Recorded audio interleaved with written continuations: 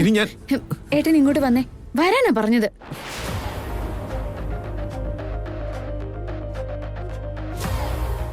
ഏട്ടനോട് ഏട്ടന് ദേഷ്യമുണ്ടെങ്കിൽ, ഏട്ടനെ കാണുമ്പോ വെറുപ്പ് തോന്നുന്നെങ്കിൽ ദേ കണ്ടോ, ഈ കണ്ണാടിയിൽ നോക്കി ചീത്ത വിളിച്ചോ. അതിനു പകരം ദയവ് ചെയ്ത് എന്റെ ഭർത്താവിനെ ഇനി മോശം പറയരുത്.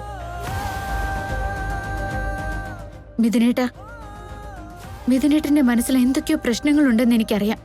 അതെന്താണെങ്കിലും കൊള്ളാം, ഏട്ടനെ അത് വല്ലാണ്ട് ബുദ്ധിമുട്ടിക്കുന്നുണ്ടെന്ന് മനസ്സിലാവുന്നുണ്ട്. അതുകൊണ്ടല്ലേ മിഥുനേട്ടൻ വേണ്ടാത്ത വർത്തമാനങ്ങളൊക്കെ പറയുന്നത്. കുറച്ചു നേരം സൈലന്റ് ആയിട്ട് എവിടെയെങ്കിലും ഇരിക്കെ, പറ്റുമെങ്കിലൊന്ന് മെഡിറ്റേഷൻ ചെയ്യാൻ ശ്രമിക്കാം. ഏട്ടനോട് ഏട്ടന് തോന്നുന്ന ദേഷ്യവും വെറുപ്പും എല്ലാം മാഞ്ഞു പൊക്കോളും. മനസ്സിലെ വിഷമം തോന്നുമ്പോ നമുക്ക് നമ്മളോട് തന്നെ ദേഷ്യം വരും. അപ്പോ മിണ്ടാതിരിക്കുന്നതാ ഭംഗി. അത്തരം സമയങ്ങളിലൊക്കെ ശാന്തമായ മനസ്സോടെ ചിന്തിക്കുക മാത്രമേ ചെയ്യാവൂ. നമ്മൾ അപ്പോൾ ഒരു സൈലന്റ് മോഡിലേക്ക് മാറ്റിയിടണം. മൗനം വിദ്വാന് ഭൂഷണമെന്ന് കേട്ടിട്ടില്ലേ? അത് നമ്മളെ തന്നെ നമുക്ക് മനസ്സിലാക്കി തരും. നമ്മുടെ ആവശ്യങ്ങൾ എന്താണെന്നും അത് നമ്മളെ ഓർമ്മപ്പെടുത്തും. ഇനി അങ്ങോട്ട് എങ്ങനെ ജീവിക്കണമെന്ന് മനസ്സ് നമുക്ക് പറഞ്ഞു തരും. മനസ്സിലായല്ലോ? എന്നാലേ ഞാൻ പോയൊരു ചൂട് കാപ്പി എടുത്തിട്ട് വരാം.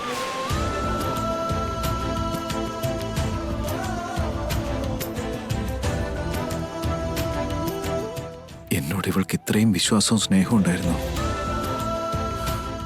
ഞങ്ങൾ തമ്മിലുള്ള കല്യാണത്തെ വലിയൊരു അനുഗ്രഹമായിട്ടാണ് അവൾ കാണുന്നത്. നാളെ ഒരിക്കൽ ഈ കല്യാണം ഒരു നാടകമാണെന്ന് അവൾ അറിഞ്ഞ എന്താവും സ്ഥിതി? ചതിയിലൂടെ നടന്നൊരു കല്യാണമാണിതെന്ന് അറിഞ്ഞ മേഘനയ്ക്ക് അത് താങ്ങാനാവൂ?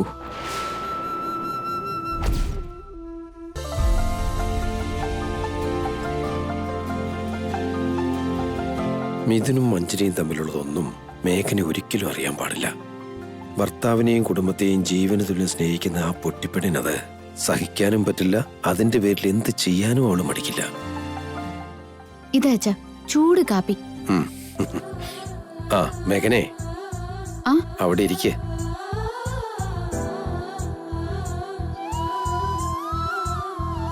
അച്ഛൻ എന്തെങ്കിലും പറയാനുണ്ടോ? നീ ഷോപ്പിങ്ങിന് പോയത് നീരജിന്റെ മുത്തശ്ശന്റെ ഒപ്പമല്ലേ? തിരിച്ചു വന്നപ്പോ എങ്ങനെയാ മഞ്ജരിയും മിഥുനും നിങ്ങളുടെ ഒപ്പം കൂടിയേ? അത് പറയാൻ ഞാൻ വിട്ടുപോയച്ചാ. ഞങ്ങള് ഷോപ്പിങ്ങിന് ചെന്നിടത്ത് മിഥുനേട്ടനും മഞ്ജരിയും വേറെന്തോ ഷോപ്പിങ്ങിന് വേണ്ടി വന്നിരുന്നു അച്ഛാ. അത് ശരി. അപ്പൊ മിഥുനും മഞ്ജരി ഒന്നിച്ചാണോ വന്നത്? അല്ലച്ചാ, അവര് രണ്ടുപേരും അവിടെ വെച്ച് അപ്രതീക്ഷിതമായി കണ്ടുമുട്ടിയതാ. എന്തൊരു കോയിൻസിഡൻസ് അല്ലേ അച്ഛാ? എല്ലാവരും നല്ല അടുപ്പമുള്ളവര്, എന്നിട്ട് അപ്രതീക്ഷിതമായൊരിടത്ത് കണ്ടുമുട്ടുക. ഓഹോ.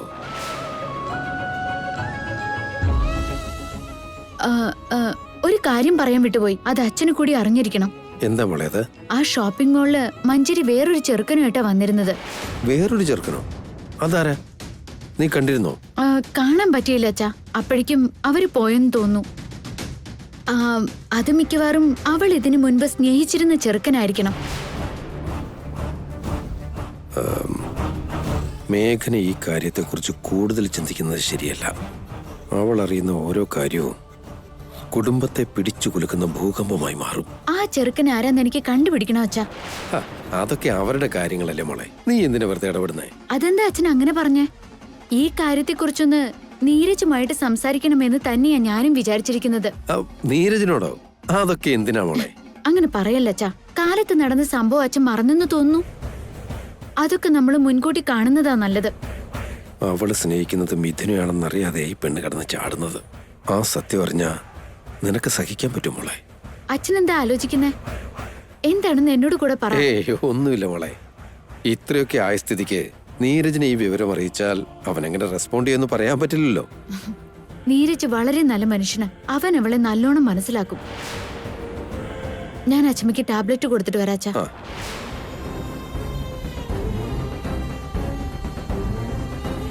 എത്ര നല്ല മനസ്സാ മോളെ നിനക്ക്. നിന്നെ ചതിക്കുന്നവർക്ക് പോലും നീ നന്മയാണ് ചെയ്യുന്നത്. നീ സ്വന്തമാണെന്ന് കരുതുന്നവരാണ് നിനക്ക് കുഴി തോണ്ടിക്കൊണ്ടിരിക്കുന്നത്. ഒന്നും പറയാനും എനിക്ക് കഴിയുന്നില്ല എന്ന് കരുതി മനസ്സിനുള്ളിൽ ഒളിപ്പിച്ച് സമാധാനത്തോടെ കഴിയാനും പറ്റുന്നില്ല. ഇനി ഈ കഥ എത്ര മലക്കം മറിയുമെന്ന് ആർക്കറിയാം. മഞ്ജരി, ഇന്ന് നീ ഭയങ്കര സന്തോഷത്തിലാണെന്ന് തോന്നല്ലോ. ഇനി രാത്രി ഡിന്നറൊന്നും വേണ്ടെന്നാണോ? Of course ഹർഷിനി. എനിക്കും മിഥുനും ഇടയിൽ തടസ്സമായി നിൽക്കുന്ന മേഘനയെ എന്ത് ചെയ്യണമെന്ന് ചിന്തിച്ച് തലപുണ്ണായി നിൽക്കുക. ഈ 10 മാസങ്ങൾ കഴിഞ്ഞതും ഞാനും മിഥുനും തമ്മിലുള്ള റിലേഷൻഷിപ്പ് ജസ്റ്റ് മേഘനയുടെ മനസ്സിലേക്കൊന്ന് ഇട്ടുകൊടുത്താൽ മതി. പിന്നെ അവളൊരു ക്ഷണം പോലും ഈ വീട്ടിൽ നിൽക്കില്ല. ഈ ചെറിയ തിയറി മനസ്സിലായതും എന്റെ മനസ്സിലെ ഭാരം എല്ലാം ഒഴിഞ്ഞതുപോലെ. സോ ഇനി മേഘനെ എങ്ങനെ ഇവിടുന്ന് ഓടിക്കണമെന്ന് നമ്മളാരും പ്ലാൻ ഉണ്ടാക്കി തല പുകയ്ക്കേണ്ട ആവശ്യമില്ല. Absolutely aunty. എന്നാ ശരി, ഞാൻ വീട് വരെ ഒന്ന് പോയിട്ട് വരാം. Be happy. Bye aunty. Bye. Bye. By.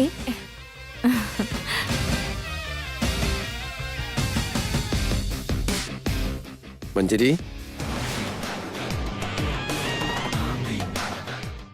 എന്താ അങ്കിൾ? നിന്നോടൊരു കാര്യം പറയാനുണ്ട്. പറയൂ അങ്കിൾ. നിനക്കും മിഥുനും ഇടയിൽ ഇപ്പൊ എന്താ നടക്കുന്നത്? ഇതെന്താ ഇങ്ങനൊരു പുതിയ ചോദ്യം? പറയൂ മഞ്ജരി. ഇനി ഞാൻ മിഥുനെ കല്യാണം കഴിക്കാൻ തീരുമാനിച്ച കാര്യം ഇയാളെങ്ങാനും അറിഞ്ഞോ?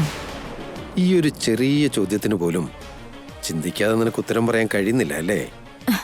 ഇക്കാര്യത്തെക്കുറിച്ച് എന്നോട് ചോദിക്കേണ്ട കാര്യം എന്താ? ഇതങ്കിളിന് മിഥുനോട് ചോദിച്ചൂടെ? ചോദിക്കാം. നിന്നെ പെട്ടെന്ന് കണ്ടതുകൊണ്ട് നിന്നോട് ചോദിച്ചു എന്നേ ഉള്ളൂ. പറയേ. What you mean uncle? നീരജുമായി എൻഗേജ്മെന്റ് കഴിഞ്ഞു. എത്രയും പെട്ടെന്ന് കല്യാണവും നടക്കും. മറ്റൊരാളുടെ ഭാര്യയാകാൻ പോകുന്ന പെണ്ണാ നീ. മറ്റൊരു കുടുംബത്തിലേക്ക് മരുമകളായി കയറി ചെല്ലേണ്ടവൾ. എന്നിട്ട് നീ ഇപ്പോഴും മിഥുന്റെ കൂടെ കൈയും കോർത്ത് നടക്കുന്നത് അത്ര നല്ല ശീലമല്ലെന്നേ എനിക്ക് പറയാനുള്ളൂ.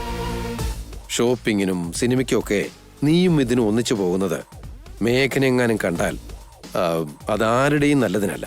ഒരു എൻഗേജ്മെന്റ് നടന്നത് കൊണ്ട് മാത്രം ഞാനും മിഥുനും തമ്മിലുള്ള സ്നേഹബന്ധം ഇല്ലാണ്ടാവോ അങ്കിൾ? ഇല്ലാതാകണം മഞ്ജരി. നീയും മിഥുനും തമ്മിൽ രക്തബന്ധമൊന്നുമില്ലല്ലോ. ഇതൊരു സൗഹൃദവുമല്ല. ഇത്രയും നാളും കാമുകന്മാരായി കഴിഞ്ഞിരുന്നവർ. അതുകൊണ്ട് തന്നെ നീ മറ്റൊരാളുടെ ഭാര്യയാകാൻ തീരുമാനിച്ച സ്ഥിതിക്ക് കഴിഞ്ഞകാല കാമുകൻ ഒരിക്കലും ഭാവി ജീവിതത്തിൽ ഉണ്ടാവാൻ പാടില്ല.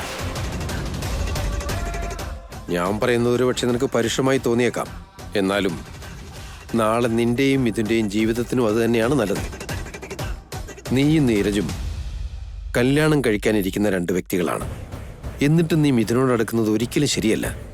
മിഥുൻ ഇപ്പോഴാണ് മേഘനയുമായി അടുക്കാൻ തുടങ്ങിയിരിക്കുന്നത്. അവളോടൊപ്പം ജീവിതം തുടങ്ങാൻ അവൻ ഒരുങ്ങി വരികയാണ്. ഇങ്ങനെ ഒരു സാഹചര്യത്തിൽ നീ വീണ്ടും അവന്റെ ജീവിതത്തിലെ കരടാവരുത്. ദയവ് ചെയ്ത് അവന്റെ മനസ്സും ജീവിതവും വെച്ച് കളിക്കരുത്. നീരജിനെ വിവാഹം കഴിക്കാനുള്ള നിന്റെ തീരുമാനം ബുദ്ധിപരമായതാണെന്നേ ഞാൻ പറയുള്ളൂ.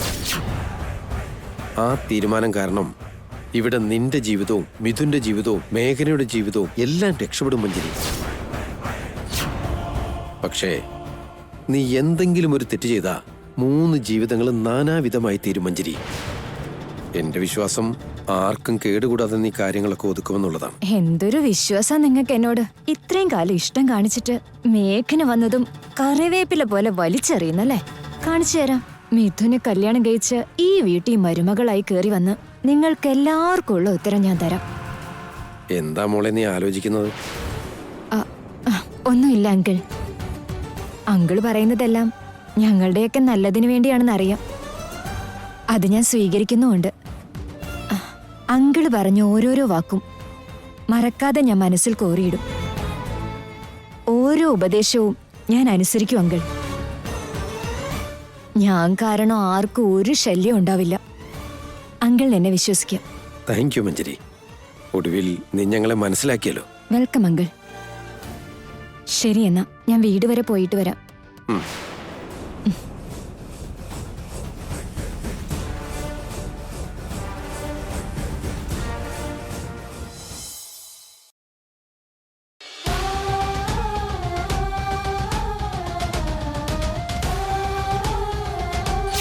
നമ്മുടെ മഞ്ജരി ഉണ്ടല്ലോ, അവളും ഇതേ ഷോപ്പിംഗ് മാളിൽ വന്നിട്ടുണ്ട്. അതും എങ്ങനെ? അവള് പ്രേമിക്കുന്ന ചെറുക്കന്റെ കൂടെ. അതേ മിഥുനേട്ടാ, മഞ്ജരിയെ സ്നേഹിക്കുന്ന ആ ചെറുക്കൻ മഞ്ജരിയുടെ നിശ്ചയത്തിന്റെ ഒന്നും അവിടെ വന്നിട്ടുണ്ടായിരുന്നു. ഒരു കടലാസ് എഴുതി അയാൾ അവൾക്കത് അയച്ചു കൊടുക്കുകയും ചെയ്തു.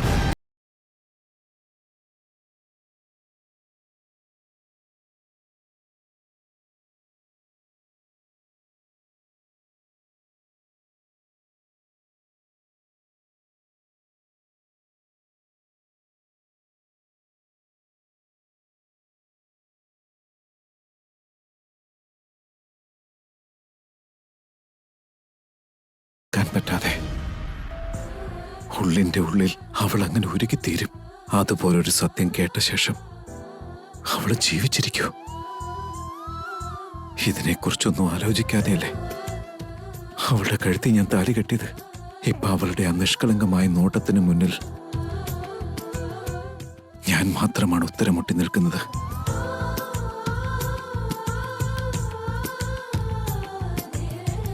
മിഥുനേട്ടാ, ഏട്ടനെന്താ ഇനിയും കിടക്കാത്തെ? പഴയ ചില ഓർമ്മകൾ എന്റെ ഉറക്കം കെടുത്തിക്കൊണ്ടിരിക്കുക. ഈ ഓർമ്മകൾ അല്ലേലും എപ്പോഴും ഇങ്ങനെ മിഥുനേട്ടാ. ഒരു വട്ടം മനസ്സിൽ കയറിയാ പിന്നെ നമുക്ക് ഇരിക്കെ പൊറുതി ഉണ്ടാവുകയില്ല, ഒരു സമാധാനവും തരില്ല. പുറക്കെ നടന്ന് നമ്മളെ ശല്യം ചെയ്തുകൊണ്ടേയിരിക്കും. ഇപ്പൊ മിഥുനേട്ടന് അങ്ങനെയല്ലേ തോന്നുന്നേ? അതെ മേഘനെ. എന്ത് ഓർമ്മകളാ അതൊക്കെ? നല്ലതാണോ ചീത്തതാണോ? ഒരു തരത്തിൽ പറയുകയാണെങ്കിൽ അതില് ചിലതൊക്കെ തിരുത്താനാവാത്ത തെറ്റുകൾ മാത്രം. കഴിഞ്ഞ കാലത്തെ തെറ്റുകളല്ലേ? ആ തെറ്റുകളെ മനസ്സിലിട്ട് പരുവപ്പെടുത്തി അതിൽ നിന്നുള്ള നല്ല പാഠങ്ങൾ എടുത്ത് പിന്നീട് അത് ആവർത്തിക്കാതിരിക്കാൻ നോക്കണം. അതല്ലാതെ ആ കുറ്റബോധത്തിന് പിറകെ പോവരുത്. അതിൽ നിന്ന് പാഠങ്ങൾ പഠിച്ചാലും അതൊന്നും വലിയ പ്രയോജനം ചെയ്യുമെന്ന് തോന്നുന്നില്ല. അതാണ് എന്നെ പേടിപ്പിക്കുന്നത്. പണ്ടെങ്ങും അറിയാതെ പറ്റിയ തെറ്റുകൾ കഴിവതും ചിന്തിക്കാതിരിക്കുന്നതാ നല്ലത്. പക്ഷെ ആ തെറ്റുകൾ ആവർത്തിക്കാതിരിക്കാൻ ഇനി അങ്ങോട്ടാവും വിധം ശ്രമിക്കണം. ചെറിയൊരു ജീവിതമല്ലേ, നമ്മളോട് നമ്മൾ ക്ഷമിച്ചില്ലെങ്കിൽ എങ്ങനെയാ? മേഘനെ, ചില കാര്യങ്ങളൊക്കെ ജീവിതത്തിൽ ഒരിക്കൽ മാത്രമേ നടക്കൂ. അപ്പം നമ്മൾ എടുക്കുന്ന തെറ്റായ തീരുമാനങ്ങൾ ഒരു ജന്മത്തെ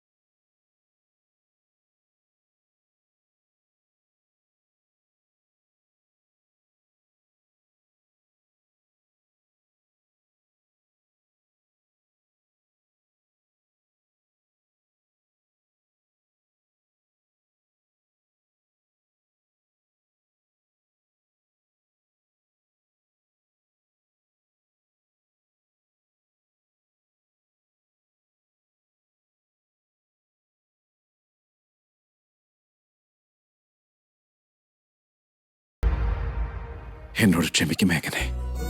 എത്ര വട്ടം മാപ്പ് ചോദിച്ചാലും നിനക്ക് ക്ഷമിക്കാനാവില്ല. അത്രയ്ക്കും വലിയ തെറ്റാ ഞാൻ നിന്റെ ജീവിതത്തിൽ വരുത്തി വെച്ചിരിക്കുന്നേ. നീ പറഞ്ഞതുപോലെ ചെയ്ത തെറ്റിന്ന് പാഠം പഠിച്ചാലും ഇതൊരിക്കലും തിരുത്താനാവില്ല. നാളെ ഒരു നാൾ നീ സത്യങ്ങൾ അറിയുമ്പോൾ അന്ന് നിന്റെ പിടച്ചിൽ കണ്ട് വേദനിക്കാൻ മാത്രമാണ് എന്റെ വിധി. അല്ലാതെ അതിനൊരിക്കലും പരിഹാരം കണ്ടെത്താനാവില്ല. I am very very sorry മേഘനെ.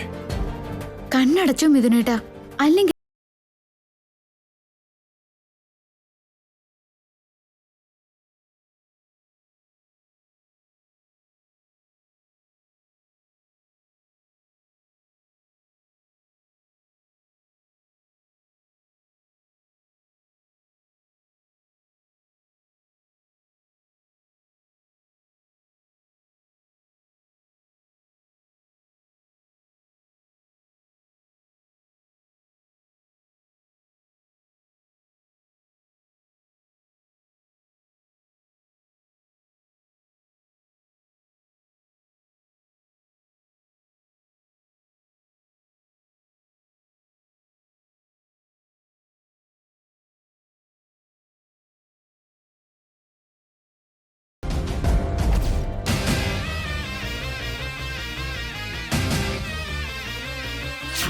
മറ്റൊരാളുടെ ഭാര്യയാകാൻ പോകുന്ന പെണ്ണാ നീ.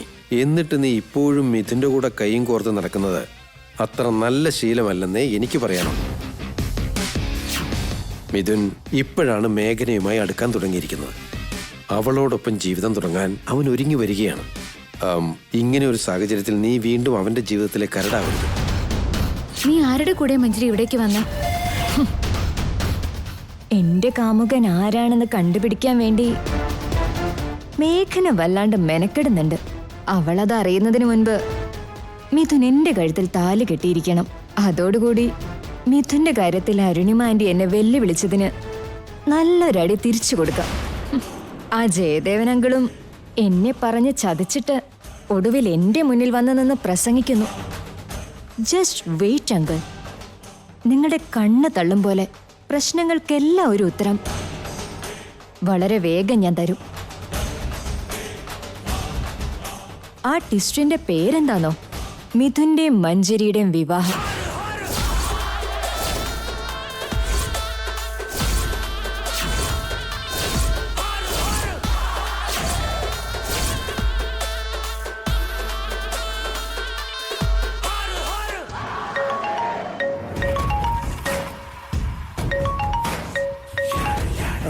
മോളെ മഞ്ജരി, എന്താ പറഞ്ഞോളൂ. തിരുമേനി, ഇന്ന് തിരുമേനി പറഞ്ഞ മുഹൂർത്തത്തിൽ തന്നെ കല്യാണത്തിന്റെ ഒരുക്കങ്ങൾ നടക്കട്ടെ. കൃത്യസമയമാവുമ്പോ കല്യാണ ചെറുക്കനെയും കൂട്ടി ഞാൻ അവിടെ എത്തിയിരിക്കും തിരുമേനി. ആയിക്കോട്ടെ, എല്ലാം ഞാൻ ഏറ്റു. മോള് പറഞ്ഞതുപോലെ മുഹൂർത്തം അടുക്കാറാകുമ്പോ ഒരുക്കങ്ങളെല്ലാം തയ്യാറായിരിക്കും. Thank you. നാളെ ഇനി എന്ത് പ്രളയം ഉണ്ടായാലും മിഥുൻ എന്റെ കഴുത്തിൽ താലി കെട്ടിയിരിക്കണം. മിഥുന്റെ ഭാര്യയായി നാളെ തൊട്ട് പുതിയ പ്രതികാരത്തിന്റെ അധ്യായം തുടങ്ങും.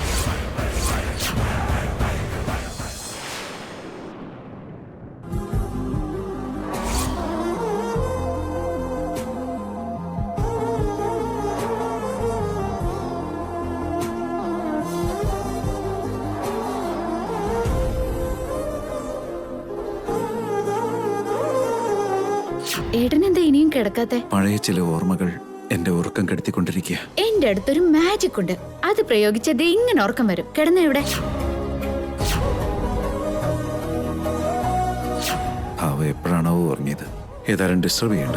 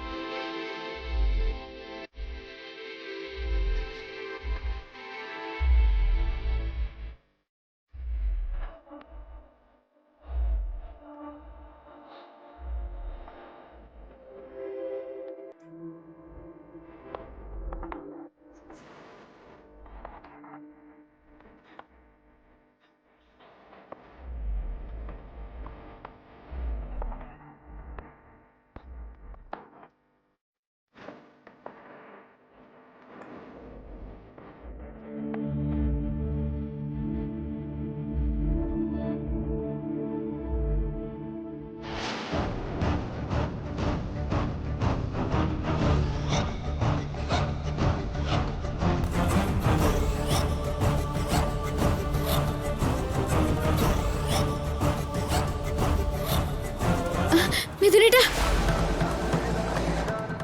എങ്ങോട്ടാ പോന്നേ? മിഥുനേട്ടാ, എങ്ങോട്ടാ പോന്നേ? പോവല്ലേ മിഥുനേട്ടാ, നിക്ക് മിഥുനേട്ടാ. എന്നെ ഉപേക്ഷിച്ച് പോവരുത് മിഥുനേട്ടാ. മിഥുനേട്ടാ, പോവല്ലേ മിഥുനേട്ടാ, എന്നെ ഉപേക്ഷിച്ച് പോവരുത്. മിഥുനേട്ടാ, എന്നെ ഉപേക്ഷിച്ച് എങ്ങോട്ടായി പോന്നേ? എന്നെ വിട്ട് പോവല്ലേ മിഥുനേട്ടാ, എന്നെ വിട്ട് മേഘനെ, ഞാൻ എങ്ങോട്ടും പോയിട്ടില്ല. അതാ ഇവിടെ തന്നെയുണ്ട്.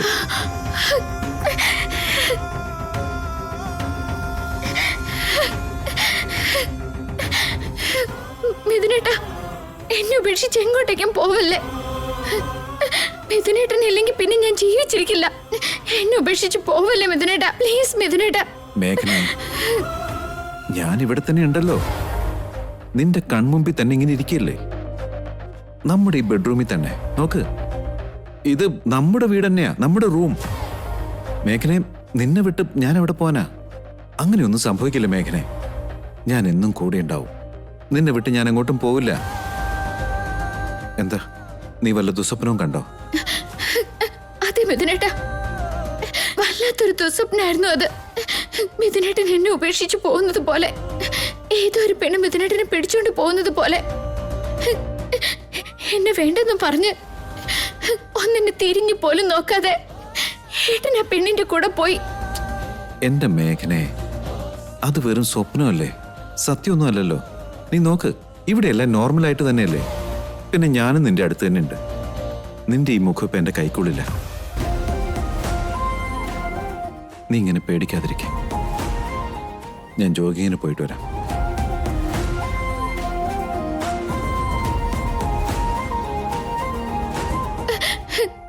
ഇന്ന് മിഥുനേട്ടൻ എന്റെ അടുത്തുനിന്ന് എവിടേക്കും പോവല്ലേ. ഇത്രയും ഭയങ്കരമായൊരു സ്വപ്നം കണ്ടതിന് ശേഷം മിഥുനേട്ടനെ ഞാൻ എങ്ങോട്ടേക്കും അയക്കില്ല. മേഘനെ, നമ്മൾ ഈ സ്വപ്നത്തിൽ കാണുന്നൊന്നും ഫലിക്കണമെന്നില്ല. ഈ സ്വപ്നം സത്യമാവുന്നതൊക്കെ നിനക്ക് വെറുതെ തോന്നുന്നതാ, കേട്ടല്ലോ. നേരം വെളുത്തിട്ട് കാണുന്ന സ്വപ്നങ്ങൾ അത്ര നിസ്സാരമായിട്ട് കാണാൻ പാടില്ലേട്ടാ. മേഘനെ, അങ്ങനെയൊക്കെ ചിന്തിച്ചാൽ നമുക്ക് ജീവിക്കാനായി പറ്റില്ല. മാത്രമല്ല, ഞാൻ നിന്നെ ഉപേക്ഷിച്ച് എങ്ങോട്ടേക്ക് പോകാനാ? നിന്നീ നകലാനുള്ള ഒരു ചിന്ത പോലും എൻ്റെ മനസ്സിലില്ല. വെറുതെ ഈ സ്വപ്നവും വിശ്വസിച്ച് എന്നെ എങ്ങോട്ടേക്കും പറഞ്ഞയക്കാതിരിക്കുന്നത് ശരിയാണെന്ന് തോന്നുന്നുണ്ടോ?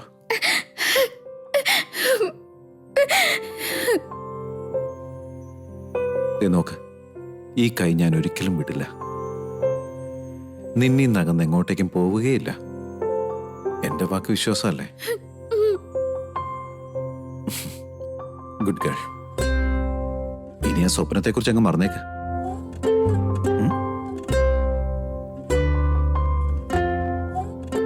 നിലാവിലെല്ലാമേ അറിഞ്ഞിടാതലിഞ്ഞുവോ?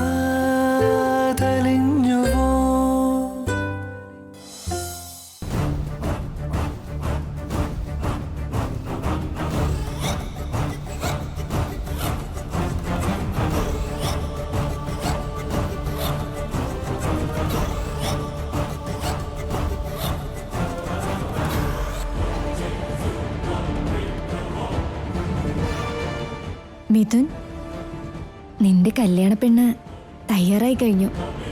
ഇനി നീ വന്നാ മതി. എന്നിട്ട് നിന്റെ കൈകൊണ്ടൊരു നൂല് ചാർത്തി തന്ന എല്ലാം ശുഭം.